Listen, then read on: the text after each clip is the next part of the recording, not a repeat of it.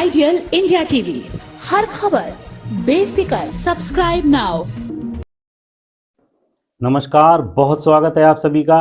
दोस्तों, हमारे फर्रुखाबादी बोली में एक कहावत है कि इंसान अपने दुख से दुखी नहीं है, दूसरे के सुख से बहुत दुखी है। जी हाँ, आज बात करेंगे पाकिस्तान के ऊपर। पाकिस्तान में जिस तरह से भारतीय मूल के ऋषि सुनक जी के प्रधानमंत्री बनने के बाद मातम छाया हुआ है, पाकिस्तान में जिस तरह से करुण क्रंदन हो रहा है, रोना पीटा पीटा जा रहा है, रुदाली गैंग रो रहा है, आंसू बहा रहा है, क्योंकि एक हिंदुस्तानी मूल का व्यक्ति, वह भी धर्म से हिंदू, ब्रिटेन जैसे, जी हाँ, जिस ब्रिटेन ने हुकूमत की, जिस ब्रिटिश हुकूमत ने लगातार दर्जनों देशों पर अपना एक छत्र राज्य कायम किया, सत्ता बनाई, उसी ब्रिटिश के ऊपर आज एक हिंदुस्तानी राज करेगा, एक हिंदुस्तानी प्रधानमंत्री बना है। भारतीय मूल के ऋषि सुनक के प्रधानमंत्री बनने के बाद ब्रिटेन को देखकर, ब्रिटेन में भारतीयों का जलवा देखकर पाकिस्तान में बुरी तरह से रोना पीटना मचा हुआ है। आइए आपको दिखाते हैं पाकिस्तान में किस तरह से मातम छाया हुआ है। और पाकिस्तान के जो सत्ता के शीर्ष पर बैठे लोग, या पाकिस्तानी मीडिया के लोग, या पाकिस्तानी जो समीक्षक हैं, राजनीतिक विश्लेषक हैं, वह किस तरह से चर्चाएं कर रहे हैं, आइए आपको दिखाते हैं। टुडे आज मैं समझता हूँ बड़ा फख्र वाली बात है कि one of us is a prime minister of बर्तानिया। ये कितना मुश्किल करके है जब हम यहाँ पे बैठ के बात करते हैं कि जो वेस्टर्न सोसाइटीज हैं वो आपको एक्सेप्ट करती हैं, हम कहते हैं बड़ी लिबरल सोसाइटीज हैं, कि उनको ना सिर्फ भारतीय नजात ब्रिटिश लोगों की सपोर्ट हासिल थी, पाकिस्तानी जो नजात ब्रिटिश थे उनकी भी सपोर्ट हासिल थी। प्राइम मिनिस्टर तो दूर की बात है, आपको सरकारी महकमे में कोई चपरासी भी रखने की जो है ना वो नहीं सोचता। ये भी देखिए ना कि वो लोग आते हैं तो सर वो प्राइम मिनिस्टर बन जाते हैं यूके के, हमारे जाते हैं तो हम नारे लगाते हैं। ये जो है ना, this is history in the making. ये एक बहुत बड़ा वाकया है, बहुत बड़ा हिस्टोरिकल वाकया है, और इसमें बहुत सारे लेसन्स हैं कि आजकल कुछ इकोनॉमिक डिप्लोमेसी भी हो रही है। हमारे एलीट को अब ये खुद आपस में बैठकर तय करना है, पॉलिटिकल और एस्टैब्लिशमेंट। कंपैरिजन तो है नहीं ना, कंपैरिजन मैंने तो करना ही छोड़ दिया, उसकी वजह फजूल टाइम जाया करना। आपका कंपैरिजन तो बांग्लादेश के साथ भी नहीं है आरजू, आपका कंपैरिजन इस वक्त सोमालिया और अफगानिस्तान है, क्योंकि आपको तरबियत दी जा रही है। आपका जो ऑक्सफोर्ड ग्रेजुएट, आपका मदीना, आपके रियासत मदीना का जो आर्किटेक्ट है, आपको किस चीज की ट्रेनिंग दे रहा है? जिहाद की। जरा देखें, दुनिया का अलमिया देखें कि आपका ऑक्सफोर्ड ग्रेजुएट जो है, और आपको यहां पे ये भी बताना चाहूंगा ऋषि सोनक भी ग्रेजुएट है ऑक्सफोर्ड का, लिंकन इनका। देखा आपने, अभी बने रहिए हमारे साथ, अंत तक बने रहिए, देखिए हमारे साथ। बीच में आपको मैं एक बार फिर से मुखातिब हुआ हूँ, अभी अंत तक देखिए कि किस तरह से परेशान है ये पाकिस्तानी।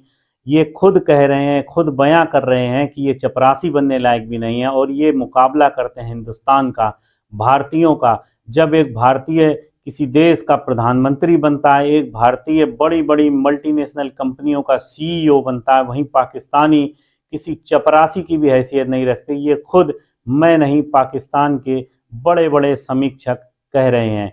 अंत तक बने रहिए, पूरा वीडियो देखिए। पाकिस्तान में 20 करोड़ लोग जो हैं, उनमें हैरत अंगेज तौर पे जो है ऐसे लोग भी हैं जिनमें ऐसी करिश्माती और अजीब और गरीब किस्म की सलाहियतें हैं, लेकिन वो कोई रक्षा चला रहा है, कोई कुछ कर रहा है, चूंकि वो एक ऐसे माहौल से उनका साबका है कि जिसमें सलाहियत की कोई अहमियत नहीं है। वो सलाहियत के साथ फिर दूसरी चीजें जुड़ती हैं जो आपके साथ नहीं है, तो आप कुछ नहीं है। तो ये जो इस आदमी को एक मौका मिला है, अपॉर्चुनिटी जिसको वेस्ट में हम कहते हैं, यही तो असल चीज है। ये तीसरा की वर्ड है, इक्वल अपॉर्चुनिटी।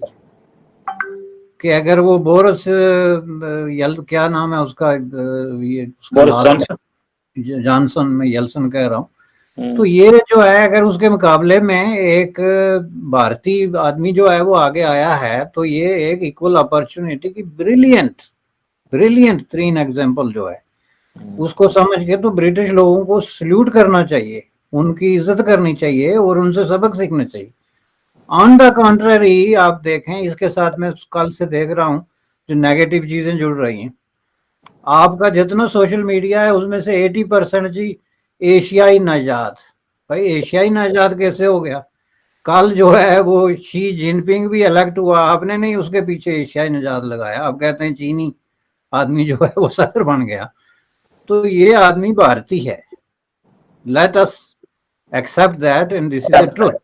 तो उसको मेरिट दे भाई, उसको मेरिट दो। अब बात डेमोक्रेसी की भी करते हो, मेरिट की भी करते हो, अपॉर्चुनिटी भी करते हो, और अपना दिल इतना काला है कि ये बात मुंह से निकालते हुए कि भारतीय नहीं, ये एशियाई हो गया, क्योंकि उसमें हम भी घुस सकते हैं कि भारतीय के नाम पे एशियाई हो गए तो हम भी घुस सकते हैं, इसलिए बंदा हमारा ही।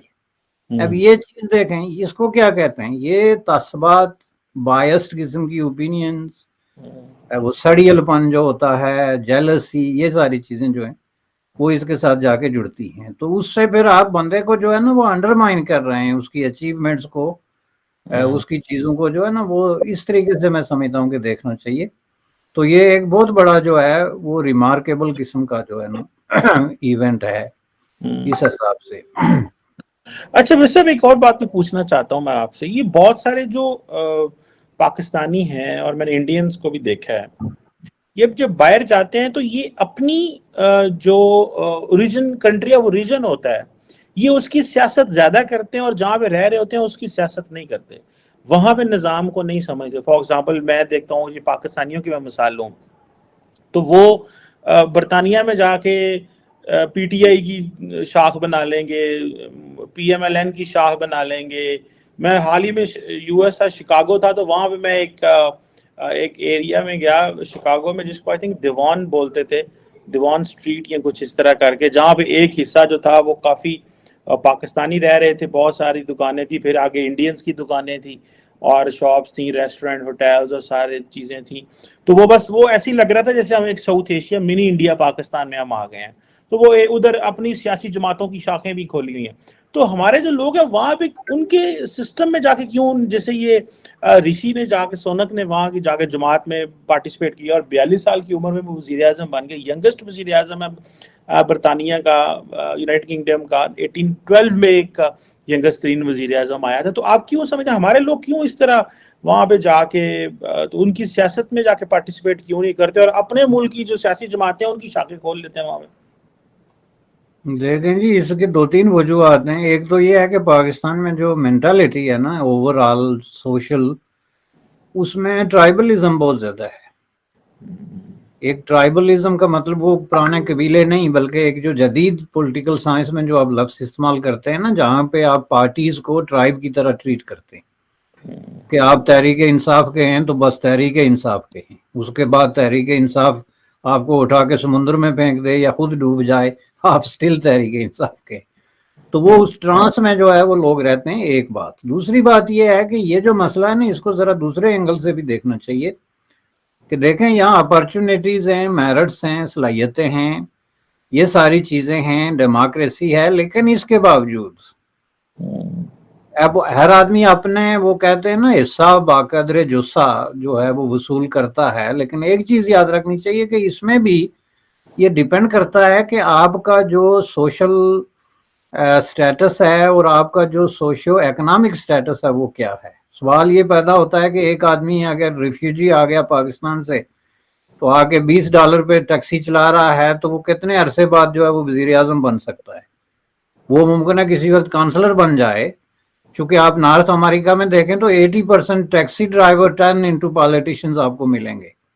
लेकिन इतना आगे जाने के पीछे एक क्लासिज्म को भी आप इग्नोर नहीं कर सकते, इसको भी देखना चाहिए। अब ये जो आदमी है जो भारतीय ओरिजिन का अभी हमने जिक्र किया और उसको क्रेडिट दिया उसके मेरिट और स्ट्रगल और हर चीज का, लेकिन इसका दूसरा पहलू ये है कि वो जो है ना एक एलीट से उसका ताल्लुक है। उसका जो ससुर है he is one of the richest person, उसकी जो वाइफ है she is one of the richest person. तो उसको बर्गर किंग पे जो है वो काम करने की जरूरत नहीं है, या उसको स्ट्रगलिंग जो होते हैं ना हमारे इंडियन पाकिस्तानी मोस्टली स्ट्रगलिंग, बल्कि आप इंडियन को इसमें अब ब्रैकेट नहीं कर रहे हैं, चूंकि अब इंडियन स्ट्रगलिंग नहीं है। इंडियन अब आते हैं आईटीज में, प्रोफेसरिंग में, मेडिसिन में, नर्सिंग में, इस तरह की चीजों में। पाकिस्तान से मोस्टली स्ट्रगलिंग लोग जो आते हैं, तो वो फिर आपने जाके आपको गीटोज की जरूरत तो पड़ती है ना, क्योंकि आपने एक बस्ती बसानी है, उसमें एक दुकान खोलनी है। ऊपर से आपकी मुसीबत यह है कि आपने बच्चे भी इस्लामी स्कूल में पढ़ाने हैं। आप अगर लाहौर में हैं तो आपने बच्चे इंग्लिश स्कूल में पढ़ाने हैं। लॉरेंस कॉलेज और एचिसन कॉलेज में पढ़ाने। आप अगर लंदन में हैं तो बच्चे इस्लामी स्कूल में पढ़ाने, बेशक वो मौलवी साहब को अंग्रेजी का एक हर्फ ना आता हो और आइडिया ही ना हो कि वो कहाँ खड़ा है और इस मुल्क का निज़ाम तालीम क्या है। मेरा कोई 20 लोगों से इस बात पे आर्गुमेंट हुआ है यहाँ पे कि ये बच्चों को आप इस तरीके से मसख मत करें। ये बच्चे जो हैं ये आप मुकाबला नहीं कर सकेंगे कल जाके तो इस सोसाइटी का, चूंकि इनका बेसिक आपने जो है ना वो एक सिचुएशन ऐसी क्रिएट कर दी कि वो अब ये पाकिस्तान में बहुत म्यारी किस्म के इस्लामी स्कूल है। मैं इस्लाम की बात नहीं कर रहा, लेकिन ये जो इस्लाम के नाम पे यहाँ आटे खुल रहे हैं उनमें कोई मेरिट और कोई वो म्यार नहीं है, वो जस्ट लोगों की एक नफ्सियाती कैफियत जो है उससे फायदा उठाने वाली बात है। ये भी फिर लोगों को आइसोलेशन की तरफ ले जाती है। जी हाँ, देखा आप लोगों ने किस तरह से परेशान है पाकिस्तान में भारतीयों की जो तरक्की है, भारतीयों की इस्टेब्लिशमेंट है, उसको देखकर कितने ये लोग परेशान हो जाते हैं। जी हाँ पाकिस्तानियों, मैं आपको बताना चाहता हूँ हम अपने हौसले और अपने जज्बे के ऊपर पूरी दुनिया में छाए हुए हैं, पूरी दुनिया में कामयाबी हासिल कर रहे हैं। वहीं आप हमारा मुकाबला करते हो, आप अपने आप से हारोगे, हम आपको नहीं हराएंगे, आप खुद ही हार जाओगे, क्योंकि आप मदरसा एजुकेशन और जब तक आप कट्टरता नहीं छोड़ोगे तब तक आपका यही हश्र होगा। जय हिंद, वंदे मातरम, नमस्कार। आइडियल इंडिया टीवी, हर खबर बेफिक्र। Subscribe now.